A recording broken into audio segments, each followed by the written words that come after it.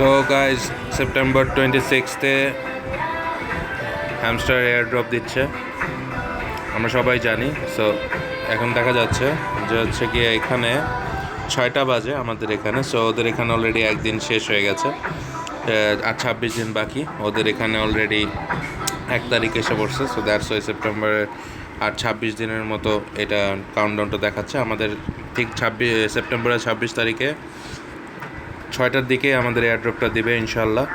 So let's hope for the best. এখানে আমরা দেখতেছি যে হচ্ছে গিয়ে এই আপডেটে তো আসছেই, প্লাস উইথড্রয়ালের এখানে নতুন একটা টাস্ক আসছে, সেটা হচ্ছে OKX আর্লি বার্ড। যেখানে হচ্ছে কি আমার রেজিস্টার করতে হবে আমাদের OKX এক্সচেঞ্জে। আমাদের দেশে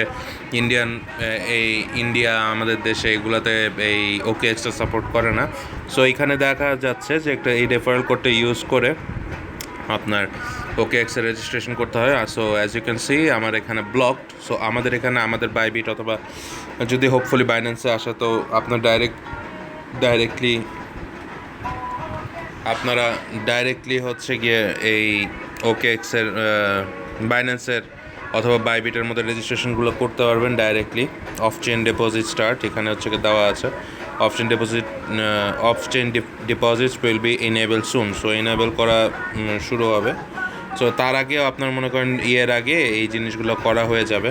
সো হোপফুলি এগুলো সব কিছুই ক্লিয়ার হয়ে যাবে। So let's hope for the best. But আমার যতটুকু মনে হয় যে এই যে 26-এর কাউন্টডাউনটা দিয়ে দিছে, এইটা আপনার আরও 2-3 দিন এক্সটেন্ড হইতে পারে। So I am not sure, but আমার মনে হচ্ছে যেহেতু ডগসের সাথে এটা হয়েছে, জাস্ট ইন কেস যদি মনে করেন ওই সময়টা আপনার বুল রানটা না হয়, আপনার মার্কেটটায় ডাম্প দেখা যায়। সো আপনার মনে হয় আমার মনে হয় যে হ্যামস্টারটা আপনার 2-1 দিন পিছাইতে পারে, অথবা নাও পিছাইতে পারে। বাট আমার সম্ভবত ওইটা পিছাবে। যাই হোক, এটা